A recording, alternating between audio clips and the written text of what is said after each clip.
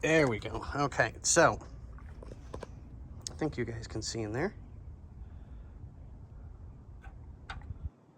So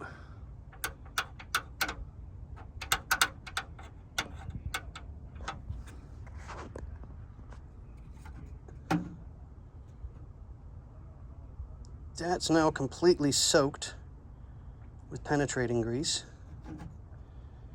So we have that freed up a little bit. So the issue is the rod from there goes along, up, and in, and then into the hinge that makes it the magic door. This isn't the best video, but I think you guys get the idea. So the mechanism itself, which is in here, I have to get lubricated enough to get it open to make it work again. And then we will have a magic door. Or so we hope. But this one's going to be kind of a short video. Yeah, you can see out the bottom. We're going to at least try and get this thing functioning so we know what parts we do or do not need yet. But on that note, I will let you guys go.